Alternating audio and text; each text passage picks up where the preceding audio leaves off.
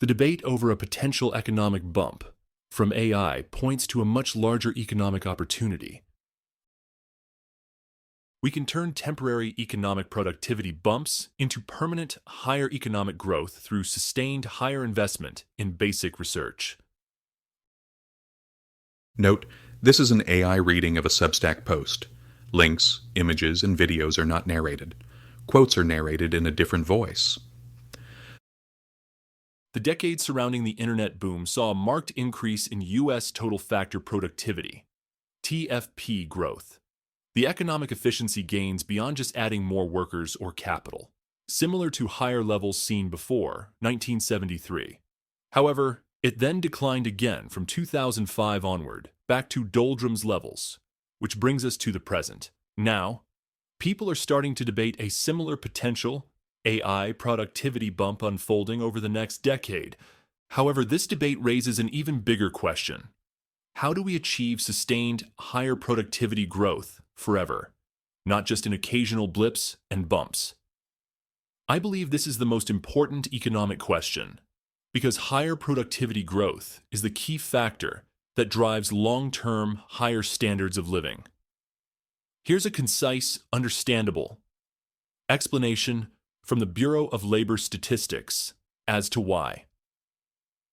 How can we achieve a higher standard of living? One way might simply be to work more, trading some free time for more income. Although working more will increase how much we can produce and purchase, are we better off? Not necessarily. Only if we increase our efficiency by producing more goods and services without increasing the number of hours we work, can we be sure to increase our standard of living. To continuously produce more without increasing the number of hours worked per person, we need to continually develop better tools.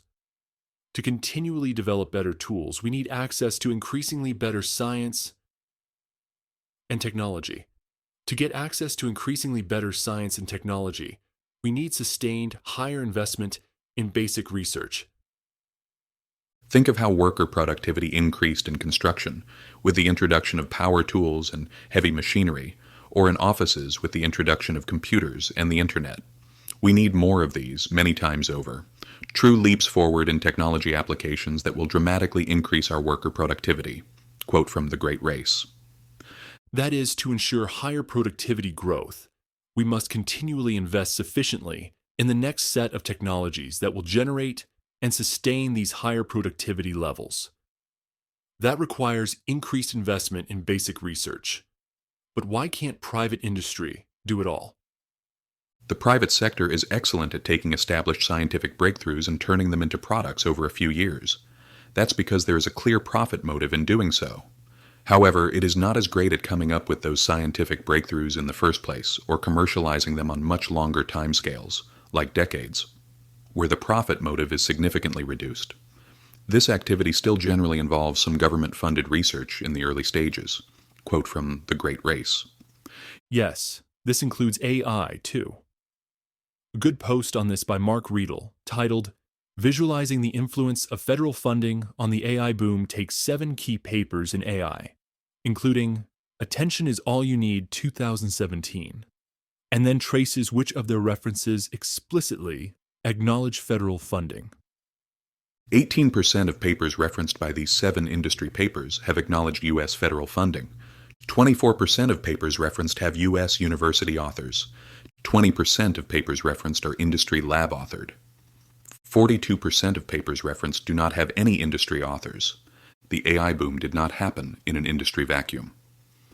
As with all research, it was an accumulation of knowledge, much of which generated in university settings. There is a growing narrative that academia isn't important to AI anymore and U.S. federal funding has no role in the AI boom. It's more correct to say that the AI boom could not have happened without U.S. federal funding. The same was true with the internet boom. The same is also true in healthcare. For example, tracing federal funding through the most transformational drugs. And yet, as I previously explored, science funding was already way too low before recent cuts. Quite simply, since the 1960s, we haven't invested sufficiently in basic research to create sustained higher productivity. But we could change that. And as I've also previously detailed, this should be a no-brainer since If done right, it literally pays for itself by expanding the economy, generating higher tax revenues, and ultimately lessening the debt to GDP ratio. So while economists debate whether AI will boost productivity by 0.5% or 1.5% for the next decade, we should be asking, how can we better invest in basic research today to ensure we're still growing faster in 2050? Short-term productivity bumps are a boon. But if we want sustained productivity gains, we need sustained productivity investment.